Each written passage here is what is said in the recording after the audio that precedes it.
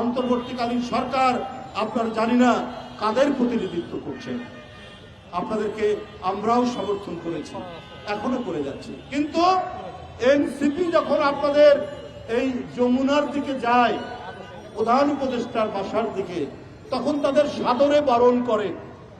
কবে এই ৩-৪ দিন আগেই দেখলাম আওয়ামী লীগকে নিষিদ্ধের দাবিতে তারা গেলেন, তাদেরকে সাদরে বরণ করলেন।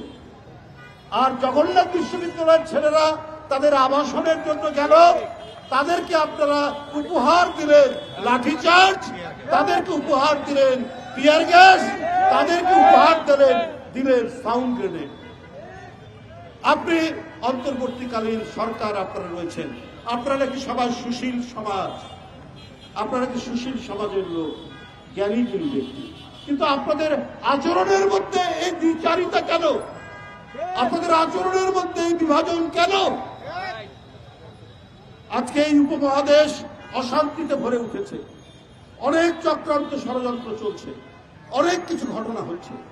আপনারা কি সেই দিকে না তাকিয়েই এইখানে আপনাদের মতো করে দেশ চালাবেন?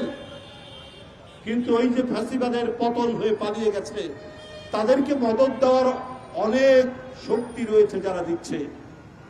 সুতরাং ডানে বামে সব দিকে তাকিয়ে যথাযথভাবে দেশ শাসন করুন, না হলে কেউ রক্ষা পাবেন না। কোনো বিশেষ রাজনৈতিক দল বা কোনো আদর্শকে প্রতিষ্ঠিত করতে গেলে আপনারা কিন্তু জনগণ ধরে ফেলবে।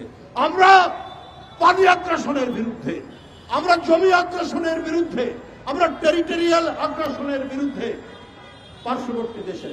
আবার একই দিকে আমরা স্বাধীনতার পক্ষে, আমরা জাতীয় সঙ্গীতের পক্ষে, আমরা জাতীয় পতাকার পক্ষে, আমরা ৭১-এর স্বাধীনতা যুদ্ধে যারা শহীদ হয়েছে তাদের পক্ষে।